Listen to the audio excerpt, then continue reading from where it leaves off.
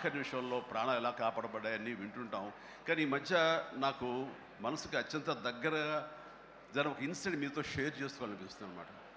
ఎవరో ఒక పొలిటీషియన్, సరే ఎవరికైనా సరే నేను చాలా సాఫ్ట్ టార్గెట్, ఎవరైనా ఏదో మాట అనేసి ఏం పర్వాలేదు.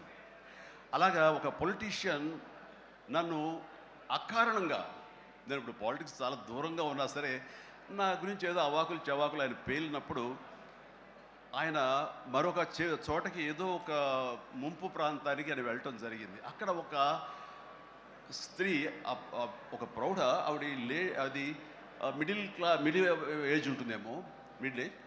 ఆవిడ తను పట్టుకుని నానా మాటలు తిడుతుంటే, నీకు ఎలా మనసు వచ్చింది చిరంజీవిని అనడానికి, అది అది అని తిడుతుంటే నాకు అనిపించింది, మామూలుగా మన మాస్ ఫ్యాన్ కదా ఆవిడ, చాలా గౌరవప్రదమైన కుటుంబంలో ఉన్నటువంటి మనిషిలాగా అనిపించింది, గృహిణి. ఆవిడ ఎందుకు అంత ఇదిగా మాట్లాడుతుంది, ఆవిడెవరు, ఆవిడ చూస్తుంటే మామూలుగా సినిమా ఫ్యాన్ లాగానో చిరంజీవికి వీరాభిమానంగానో కాదు, ఇంకేదో ఉందంటూ నాకు అనిపించి ఆవిడ గురించి తెలుసుకోవాలని మన ఒక జర్నలిస్ట్ సోదరు ఎవరినో పంపించి తెలుసుకోవాలంటే వాళ్ళు చేసినటువంటి ఇంటర్వ్యూలో విజువల్స్ నాకు చూపించారు. ఏంటమ్మా అంత ఇదిగా, ఆయనకి వీరాభిమానం అంటే అభిమానం సినిమాభిమానం కాదయ్యా, ఆయన వ్యక్తిత్వానికి అభిమానం అంటే చెప్పినప్పుడు నా మనసు టచ్ అయింది. ఏంటమ్మా అంత ఇదిగా, ఏంటమ్మా ఆయన మీకు ఆయన సహాయం చేశాడు, ఏం చేశాడంటే సహాయం చేయటువంటి అయ్యా, నా బిడ్డ ప్రాణాలను కాపాడాడు అని అన్నప్పుడు, ఏ విధంగా ఏంటి అని అన్నప్పుడు, నా బిడ్డకి రాజమండ్రిలో దగ్గర ఒక పల్లెటూరిది, రాజమండ్రిలో కానీ కాకినాడలో కానీ నా బిడ్డకి ప్లేట్లెట్స్, డెంగ్యూ వచ్చేసి ప్లేట్లెట్స్ బాగా డౌన్ అయినప్పుడు వితిన్ అవర్స్ నా బిడ్డ కనుక ప్లేట్లెట్స్ సమయానికి అందకపోయి ఉంటే కనుక వాడు ఏమైపోయాడు, పాటిగా దూరం అయిపోయేవాడు. అంటే ఒక 8 ఏళ్ల బాలుని అబ్బాయిని పిలిచి పక్కన కూర్చోబెట్టుకుని ఆ తల్లి చెప్తోంది, మరి ఎవరో చెప్పారు చిరంజీవికి ఫోన్ చేయపోయావమ్మా. నేనేంటి చిరంజీవి ఫోన్ చేయటువంటి, ఎక్కడి నుంచి చేయగలను, ఆయన ఎక్కడో ఉంటాడు, ఎలా చేయాలి ఫోన్ అని తెలియని పరిస్థితుల్లో, లేదమ్మా బ్లడ్ బ్యాంక్ చేయి, వాళ్ళు ఖచ్చితంగా ఎత్తుతారు ఫోను, నీకు కాల్ సహాయం చేస్తారంటే, వాళ్ళు గంటల్లో కావాలి, అది ఎక్కడో ఉంది హైదరాబాద్లో, ఎలాగొస్తుందో అనుకున్నాను. కానీ అయినా సరే ఎక్కడో ఆశ చావక ఫోన్ చేయడం జరిగింది. ఫోన్ చేసిన తర్వాత అక్కడ స్పందించి అక్కడ సిబ్బంది వెంటనే రాజమండ్రి పరిసర ప్రాంతాల్లో ఉన్న అభిమానులు, ఆ బ్లడ్ గ్రూప్ ఎవరికైతే ఉందో అభిమానుల్ని వెంటనే పంపించేయడం ఏంటి, అవర్స్లో వాళ్ళు హాస్పిటల్కి, నియరెస్ట్ హాస్పిటల్కి వెళ్ళి బ్లడ్ ఇవ్వటం ఏంటి, దాని నుంచి ప్లేట్లెట్స్ వేరు చేయటువంటి, ఆ బిడ్డకి ఎక్కించడం ఏంటి, తెల్లారిసరికి ఆ బిడ్డ మళ్ళీ తిరిగి ఎంతో ప్రాణాలతో బతికాడు. ఇది ఈడనయ్యేవాడు. ఆయన కనుక సమయానికి చేయకపోయి ఉంటే నా బిడ్డ ఏమైపోయాడు. అలాంటి మనుషుల ఈ తుచ్చులు నీచులు కలిసిందని మాట్లాడతారు. వాడిని నాకు సరిపోలేదు, దగ్గరికి వెళ్ళి ఏమి చేసేదాన్ని అని చెప్పేసి అప్పుడు అంటుంటే చాలామంది అంటారు, ఎవరిని మిమ్మల్ని ఇలా అటాక్ చేస్తుంటారు సోషల్ మీడియాలో మాట్లాడుతుంటారు, మీరేం మాట్లాడరు ఏంటని. నాకు నేను చేసినటువంటి మంచి కార్యక్రమాలు, నేను పొందినటువంటి ప్రేమ అభిమానం, ఇదే నాకు రక్షణ కవచం. నేను మాట్లాడక్కర్లా, నేను చేసుకున్న మంచి ఏం మాట్లాడుతున్నట్టు నేను అలాగ అంటుంటాను, ఇది సత్యం. సో ఆ తర్వాత మళ్ళీ ఆ సదరు రాజకీయ నాయకుడు మళ్ళీ ఎక్కడా మాట్లాడేది నాకైతే వినపడలేదు. అంటే వాళ్ళకు కూడా మనసు ఉంటుంది కదా, వాళ్ళకి ఒక అంతరాత్మ ఉంటుంది కదా, వాళ్ళకి తెలుసు. ఇంటికి వెళ్ళేసరికి ఆయన అంతరాత్మ చెప్పబోయిన ఇంట్లో వైఫ్ అని చెప్పుద్ది, ఏంటి చెప్పు నోరు అని. సో ఇలా ఉంటుంది అన్నట్టు వాళ్ళ ఇది. సో మనం మాట్లాడక్కర్లేదు, మనం చేసుకుంటూ వెళ్ళిపోతూ ఉంటే కనుక ఎవరైతే ఇలాంటి రాతలు కానీ చేతలు కానీ మాటలు అంటారో వాళ్ళకి అదే సమాధానం. అందుకని నేను ఎప్పుడు దేనికి స్పందించను, అవసరం నాకు లేదు. మంచి చేసుకెళ్ళిపోవటమే, ఇలా మంచి చేసేటువంటి మాలాంటి తమ్ముళ్ళకి నేను సహాయంగా నేను ఉండటమే తప్ప ఇంకోటేం కాదు. అండ్ అనుకూలమైన ఇది. ఇక థ్యాంక్ యూ. అండ్ ఈ రోజున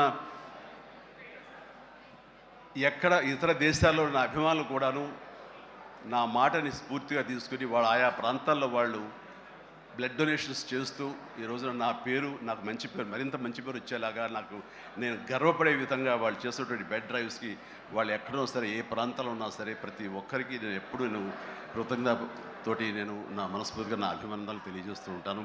నాకు ఈ అవకాశం ఇచ్చారు ఇక్కడికి రావడానికి, మా బ్రదర్కి. ఆయన చేసిన కార్యక్రమాలు ఎన్నెన్నో చూస్తూనే ఉన్నాము. అండ్ దానికి ధీటుగా ఎవరు నిలబడలేరు. అలాగే నిరంతరంగా వాళ్ళ నాన్నగారికి నివాళులు అర్పించే విధంగా ఇది సెంటనరీ ఇయర్. సో 100 సంవత్సరాల ఇది ఆయనకి నివాళులు అర్పించేలాగా ఆయన గర్వపడి కొడుకుని చూసుకుని ఎక్కడో సరే గర్వపడే స్థాయికి ఆయన సహాయ కార్యక్రమాలు చేయటం అన్నది ఆయనకి ఇచ్చేటువంటి గొప్ప నివాళి.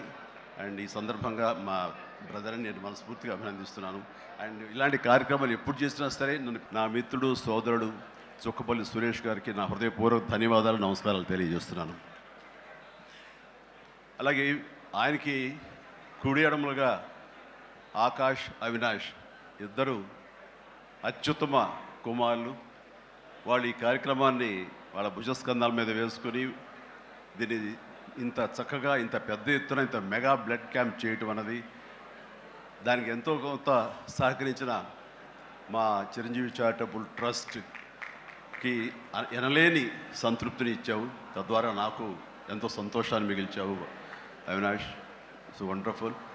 అండ్ ఈ రోజున ఇది కార్యక్రమానికి విచ్చేయటమే కాకుండా బ్లడ్ డొనేట్ చేసిన బిడ్డలాంటి తేజాకి నా హృదయపూర్వక ధన్యవాదాలు తెలియజేస్తున్నాను. And excellent. నేను అడిగింది ఫస్ట్ టైం అని కాదు, ముందు నుంచి ఇచ్చాను. సో బతికిపోయావు, లేదంటే కనుక నన్ను ఇన్స్పిరేషన్ కానీ బయట మాట్లాడుతుంటావు, ఈ బ్లడ్ డొనేషన్ దాంట్లో తీసుకోలేదేమనుకోను. Wonderful. Please keep rocking. And ఇక్కడ ఏడు ఇచ్చేసినటువంటి సంయుక్త గారికి, అలాగే Chiranjeevi charitable trust chief medical officer doctor Madhavi, నా చెల్లి, తనకి, అండ్ ఈ కార్యక్రమాన్ని ఇంత బాగా నిర్వర్తించడానికి మరో పరోక్షంగా ప్రతి పురుషుడు వెనక ఒక స్త్రీ ఉండాలి, దానికి మిసెస్ సురేష్ గారికి, వారి ఇతర సిబ్బందికి నా హృదయపూర్వక ధన్యవాదాలు తెలియజేస్తూ, మరీ ముఖ్యంగా ఈ రోజు నేను మెన్షన్ చేయాల్సింది, ఇక్కడ ఈ కార్యక్రమానికి విచ్చేసి దాదాపుగా 1000 మంది సాయంత్రం లోపల బ్లడ్ డొనేట్ చేస్తుంటే రక్తదాతలకి నేను మరీ మరీ మరీ శిరస్సు వంచి నమస్కరిస్తున్నాను. వాళ్ళు ఈ రోజున బ్లడ్ ఇవ్వటం అన్నది కేవలం వాళ్ళకి ఎనలేని సంతృప్తి వస్తుంది, కానీ ఆ బ్లడ్ మూలంగా ఒక ప్రాణం కాపాడబడుతుంది. ఇది నేను ఎప్పటి నుంచో ఎన్నో ఏళ్లబట్టిగా నేను అనుభవిస్తున్నటువంటి గొప్ప ఫీలింగ్ ఇది నాకు. అంటే చాలాసార్లు చెప్పాను, కానీ ఎప్పటికప్పుడు కొత్త జనరేషన్, కొత్త యువకులు వస్తున్నారు కాబట్టి నేను మళ్ళీ చెప్పాల్సినటువంటి ఆవశ్యకత ఎంతైనా ఉంది. ఎందుకంటే ఇది చాలామందికి స్ఫూర్తినిచ్చే ఒక అంశం. ఈ చెప్పబోయే ఈ విషయం ముఖ్యంగా ఒక జర్నలిస్టు సోదరుడికి నేను ఆజన్మాంతరం రుణపడి ఉంటాను. నన్ను థాట్ ప్రవోక్ చేసి నన్ను ఇన్స్పైర్ చేసినటువంటి ఆ ఒక మ్యాగజైన్ సంబంధించిన ఒక జర్నలిస్ట్ రాసిన ఒక రైటప్ నాలో ఈ స్పృహ నాకు వచ్చేలాగా, నేను ఈ బ్లడ్ డొనేషన్ వైపు డ్రైవ్ అయ్యేలాగా ఆ ఆర్టికల్ నాకు ఎంతో దోహదపడింది. సో ఆ రాసిన మనిషి ఎవరో ఏమిటో నేను మళ్ళీ ఎప్పుడు కలవలేదు, కానీ ప్రతిసారి అతను తలుచుకుంటూనే ఉంటాను. ఈ సందర్భం కూడా అతనికి నా హృదయపూర్వక ధన్యవాదాలు తెలియజేస్తాను ఆ జర్నలిస్ట్ సోదరుడికి. ఎందుకంటే మా అందరికీ సేవ చేయాలని ఉంటుంది, కానీ ఎలా చేయాలో తెలియనటువంటి ఒక డోలాయమాన పరిస్థితితో లేదా తొయ్యుకో ఉన్నప్పుడు మీలాంటి వాళ్ళు మాకు ఆ స్ఫూర్తినిచ్చి మాకు డ్రైవ్ చేస్తే కనుక నిజంగా అది పెద్ద మీరు సహాయం చేసినట్లు. అలాగా ఒక 27 సంవత్సరాల క్రితం బ్లడ్ దొరకక అనేక మంది ప్రాణాలు కోల్పోతున్నారు. అది ప్రసవ సమయంలో కానివ్వండి, అయితే ఈ యాక్సిడెంట్ సమయంలో కానివ్వండి, అలాగే తలసీమ వ్యాధిగ్రస్తులు కానివ్వండి, క్యాన్సర్ పేషెంట్స్ కానివ్వండి, ఇలాగ రకరకాల వ్యాధిగ్రస్తులు చనిపోతున్నారు అని తెలిసిన తర్వాత బ్లడ్ దొరకదా, బ్లడ్ ఇవ్వరా, ఎంతమంది ఉన్నారు, ఎందుకు ఇవ్వలేరు అన్న థాటు నన్ను ఎప్పుడు తొలుస్తూ ఉండేదన్నమాట.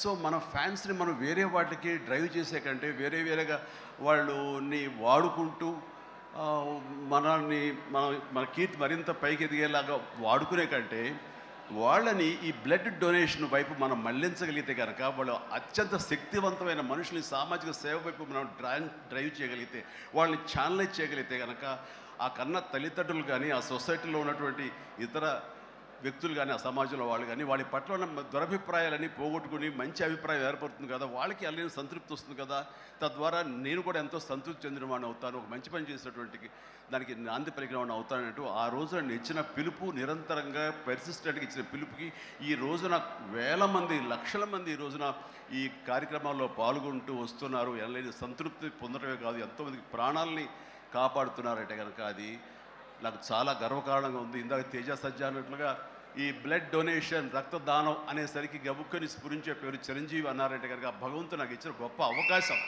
ఇలాగా